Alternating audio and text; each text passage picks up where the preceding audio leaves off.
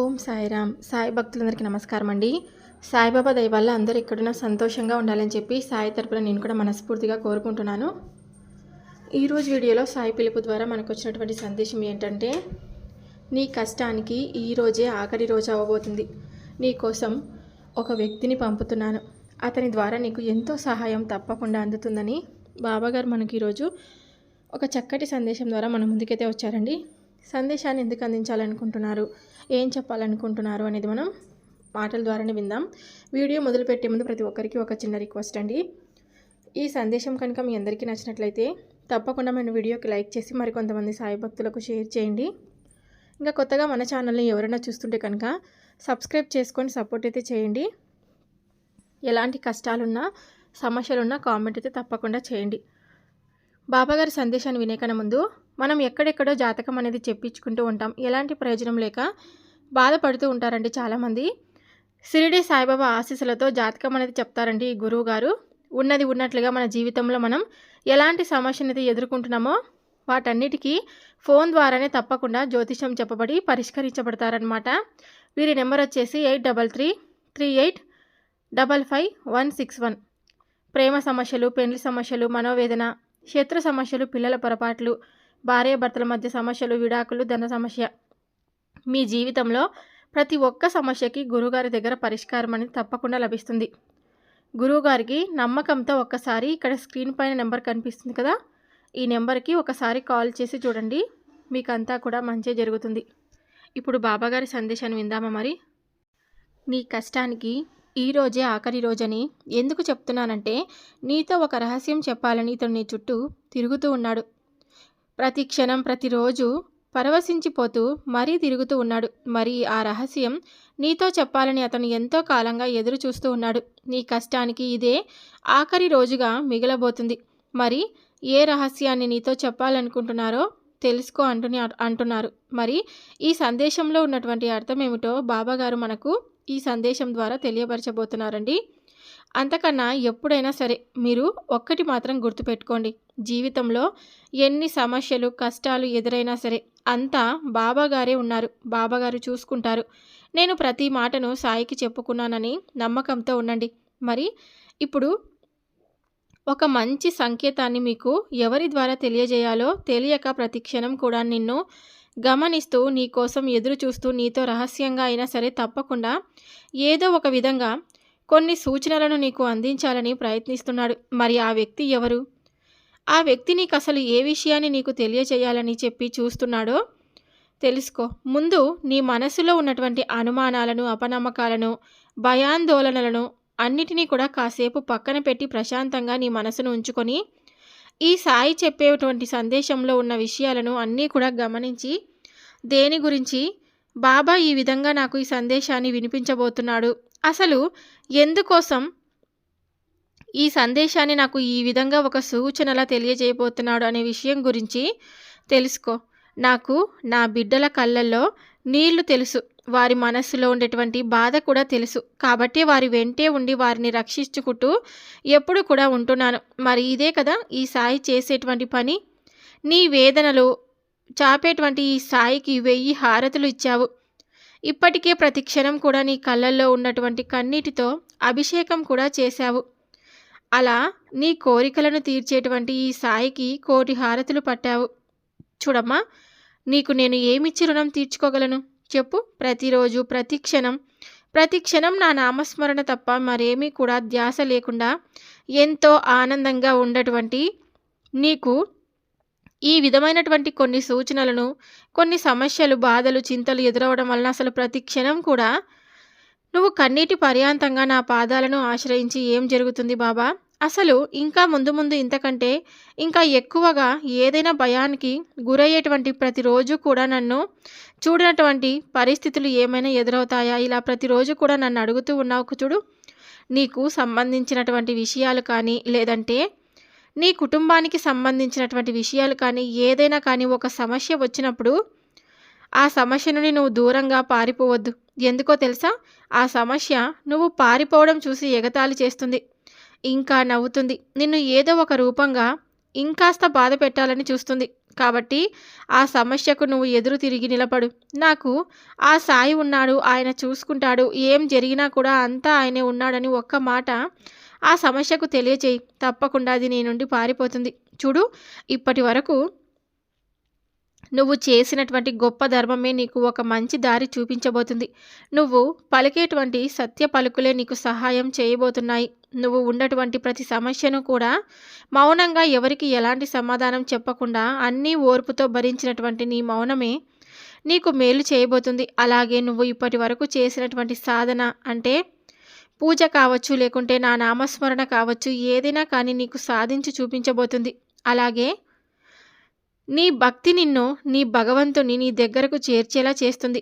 చూడు, ప్రతి క్షణం కూడా ప్రతిరోజు నేను నీ చుట్టూ తిరుగుతూ ఉన్నాను. నా ద్వారా నీకు మంచి మాటలను, అలాగే నిన్ను రక్షించేటువంటి ప్రయత్నాన్ని నేను నా వంతుగా నేను నిర్వహిస్తూ వస్తున్నాను. నేను ఏ రూపంలో అయినా సరే నీకు తారసపడతాను. అలాగే ఏ విధంగా అయినా కానీ నీకు ఒక మంచి అంటే ఏదైనా సహాయం కానీ, లేదంటే ఒక సూచన కానీ తెలియచేసేందుకు ప్రతి క్షణం కూడా నీ చుట్టూ నేను తిరుగుతూ ఉంటాను. అలాగే ఒక రహస్యం చెప్పాలనుకుంటున్నాను. చూడు, ఆ రహస్యం ఏంటో తప్పకుండా తెలుసుకో. ఎన్నో రోజులుగా నువ్వు కష్టాలను అనుభవిస్తూ చాలా బాధపడుతూ ఉన్నావు కదా. ఆ సమస్యలన్నిటికీ నీకు ఒక ముగింపునైతే నేను ఇవ్వబోతున్నాను. నీ కష్టాలను, నీ బాధలను అసలు ఎవరితో పంచుకోవద్దు. కేవలం నీ కుటుంబ సభ్యులతో, లేదంటే నాతో మాత్రమే పంచుకో. ప్రతి విషయాన్ని ఇతరులతో పంచుకోవడం వల్ల నీపై చులకన భావం ఏర్పడి నువ్వు ఇంకా అవమానం పాలవుతావే తప్ప నీకంటూ మేలు ఏది జరగదు. ఎప్పుడు కూడా నేను ఇలాంటి మంచి సూచనలను నీకు తెలియచేస్తూ ఉంటాను. ఏదైనా కానీ కష్టం వచ్చినప్పుడు ఆ కష్టం విలువ నీకు మాత్రమే తెలుస్తుంది. ఎదుటి వారికి నీ బాధ ఎలా అర్థమవుతుంది చెప్పు? అందుకే నీకు ఎప్పుడు కూడా చెప్తూ ఉంటాను, ఎన్నోసార్లు హెచ్చరిస్తూ ఉంటాను. నీ కష్టం, నీ బాధ ఇతరులతో పంచుకోవడం వల్ల నువ్వు ఇంకా చులకన భావం ఏర్పడి నిన్ను అసహించుకుంటారు, నిన్ను అవమానపరుస్తారు. నిన్ను చూస్తేనే వారికి ఏదో ఒక విధమైనటువంటి అభిప్రాయం అనేది ఏర్పడుతుంది. నీ జీవితం ఇంతే కాబోలు. ఎప్పుడు కూడా నీతో మాట్లాడాలంటే కూడా ఒక రకంగా వాళ్ళు ఆలోచించవలసి వస్తుంది. కేవలం నువ్వు చెప్పుకున్న నీ కష్టాలు, బాధలు, నీకు జరిగినటువంటి నష్టాల గురించి ఇతరులకు చెప్పుకోవడం వలన వాళ్ళ వల్ల నీకు ఏమైనా లాభం కలిగిందా? నష్టమే తప్ప. అందుకే నీకు ఏ కష్టం, నష్టం వచ్చినా ముందు నాపై భారం వేసి అన్నీ నాతో చెప్పుకో. ప్రతిదీ కూడా నేను చూసుకుంటాను. ఎప్పుడు కూడా నేను మరలా మాటిస్తున్నాను, నీకు ఏ విధమైనటువంటి సహాయం అందించాలన్నా ఈ సాయిని మనస్ఫూర్తిగా తలుచుకో, లేదంటే నీ ఇష్టదైవాన్ని మనస్ఫూర్తిగా వేడుకో. నాకు ఈ కోరిక నెరవేరాలి, నేను ఈ సంకల్పాన్ని నెరవేర్చుకుంటేనే నా జీవితం సంతోషంగా ఉంటుంది. ఒకవేళ నువ్వు చెప్పలేకపోయినా ప్రతిదీ ఆ భగవంతుడు చూస్తూ ఉంటాడు కదా. మనం చేసే మంచిని, చెడుని రెండిటిని గమనిస్తూ ఉంటాడు. మంచి చేసిన వారికి మంచి, చెడు చేసిన వారికి చెడు కర్మలను అనుభవించక తప్పదు. ఇప్పుడు నువ్వు అనుభవిస్తున్నటువంటి ఈ చెడు కర్మలన్నీ నువ్వు గత జన్మలో చేసినటువంటి పాప కర్మల వలన నీకు ఈ చేదు అనుభవాలు ఎదురవుతున్నాయి. కాబట్టి నువ్వు ఇప్పటి నుంచైనా మంచి కర్మలను అనుభవించాలంటే మంచి పనులు చేస్తూ ఉండాలి. మంచి పనులంటే ఏవేవో కాదు, ఏదైనా సరే ఇతరులను మనం వాళ్ళ మనసుని బాధ పెట్టకుండా, కేవలం ఒక ఆట బొమ్మలా చూడకుండా వారి మనసును అర్థం చేసుకొని వారితో స్నేహభావంగా ప్రేమపూర్వకంగా ప్రవర్తించడం. ఇంకా ఇతరులు ఏదైనా మన ముందు చేయి చాచి అడిగినప్పుడు వారికి తప్పకుండా ఎంతో కొంత సహాయాన్ని నీ నుంచి అందించేలా చేయడం. అది ₹1 అయినా సరే నీది అని ఎప్పుడు కూడా వారికి అందించే బాధ్యతను నువ్వు ఎప్పుడైనా సరే అలా సహాయం చేస్తూ ఉంటే కనుక ఆ మంచి రోజులన్నీ నీకు తప్పకుండా వస్తాయి. నీతో ఒక రహస్యం చెప్పాలనుకుంటున్నాను కదా. ఆ రహస్యం ఏమిటంటే, నీ మనసులో ఉన్నటువంటి బాధంతా కూడా పక్కన పెట్టి నువ్వు దేని గురించి అయితే బాధపడుతున్నావో దాని గురించి అసలు పూర్తిగా మర్చిపో. ఎందుకంటే స్వయంగా నేనే నువ్వు ఎంచుకుంటున్నటువంటి, అలాగే నువ్వు బాధపడుతున్నటువంటి ఆ వేదన అంతా కూడా నేనే తీసుకోబోతున్నాను. అలాగే నీ చుట్టూ ఉన్నటువంటి అంధకారం అంతా కూడా నేను తొలగించబోతున్నాను. కాబట్టి నీ కష్టానికి ఈ రోజుతో ఆఖరి రోజని చెప్పాను. నేను ఉన్నన్ని రోజులు ఈ భూమిపై ఉన్నన్ని రోజులు శరీరంగా ఉన్నప్పుడు ఎన్నో చమత్కారాలను చేసి అలాగే నా ద్వారా ఎంతోమందికి జరగబోయే విషయాల గురించి తెలియచేసి అలాగే రాబోయేటువంటి ఆపదలను వారికి ముందే తెలియపరిచి వారిని జాగ్రత్తగా నేను కాపాడుకుంటూ వచ్చేవాడిని. కానీ ఇప్పుడు ఉన్నటువంటి పరిస్థితిలో నేను శరీరంతో లేనప్పుడు కూడా మీకు నా ద్వారా జరగబోయేటువంటి సంఘటనలు కానీ జరగబోయేటువంటి ప్రమాదాలను కానీ నేను తప్పకుండా తప్పిస్తాను. వాటిని మంచి కానీ ఏదైనా కానీ ఒక సంకేతాన్ని అయితే మీకు తప్పకుండా తెలియపరుస్తాను. నేను నిరాకారుడును, మీ అందరి హృదయాలలో చిరస్థాయిగా నిలిచి ఉన్నానని తెలుసుకోండి. అలాగే ఎన్నో మీకు గొప్ప గొప్ప అనుభూతులను చమత్కారాలను అనుక్షణం నేను పరిచయం చేస్తూ ఉంటాను. తప్పకుండా నా నుంచి మీరు లబ్ధి పొందుతారే తప్ప నష్టపోరు. ఎప్పుడైనా సరే ఈ బాబా చేసే చమత్కారాలను అనుక్షణం చూపిస్తూనే ఉంటానని మీరు తెలుసుకోండి. ఈ సత్యాన్ని మీరు ఎప్పుడు కూడా మర్చిపోవద్దు. మీకు కష్టం వచ్చినప్పుడు మాత్రమే సాయిని తెలవడం కాదు, మన మనసే నిలయం కావాలి. అప్పుడు కష్టం గురించినటువంటి ఆలోచన తప్పకుండా రాదు. ఒకవేళ వచ్చినా కూడా అది అంతగా మనల్ని బాధపెట్టే ప్రయత్నం చేయదు. మనం ఈ కష్టాల వలయం వద్దని చెప్పి కోరుకుంటాం, కానీ మనం ఆ వలయంలోనే జీవించి ఉండవలసిన పరిస్థితులు ఏర్పడతాయి. మనం ఈ క్షణికమైనటువంటి జీవితాన్ని వలయాన్ని దాటి పరమాత్మ యొక్క తత్వం అనేటువంటి సత్యాన్ని కనుక అర్థం చేసుకున్నట్లయితే తప్పకుండా మనం భగవంతుడిని అతి చేరువలో ఉంటాం. మన బాబా ఎప్పుడు కూడా మనకు తపన పడుతూ ఉంటాం. శ్రద్ధ సహనం అనేటువంటి మంత్రాలతో మనకు ప్రతి క్షణం ఈ సత్యాన్ని అనుభవంలోకి ఎప్పుడూ కూడా తీసుకురావాలని మనకు ఎన్నో రకాలుగా సంకేతాలను తెలియచేస్తూ ఉంటారు బాబా.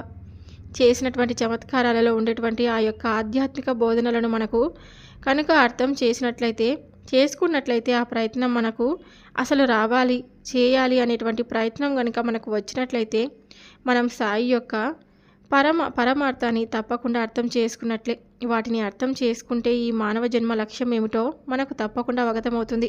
ఈ లక్ష్యాన్ని చేరడానికి కావాల్సినటువంటి సాధన ఏమిటి అంటే బాబా మన దగ్గరే ఉండి మనలను అనుగ్రహిస్తూ ఉంటారు.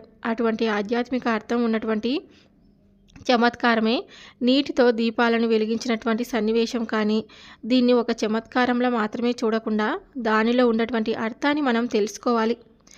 ఏవో ప్రతిరోజు కూడా మన సమస్యకు తగినటువంటి పరిష్కార మార్గాన్ని బాబాగారు ఈ విధంగా సందేశం ద్వారా తెలియచేసి మన మనసుకు ధైర్యం చెప్తున్నారు అనే విషయంగా కాకుండా బాబా గురించి కూడా ఆలోచించేటువంటి విషయాలను ఆయన గురించి చెప్పుకునేటప్పుడు ఏదైనా కానీ ఆయన గురించి ఆ బాబాగారు చేసినటువంటి లీలలు కానీ లేదా బాబాగారి గురించి చెప్పేటువంటి మాటలు కానీ ఎవరైతే శ్రద్ధగా ఆలకిస్తారో వారు కూడా సాయికి అతి చేరువలో ఉన్నట్లండి.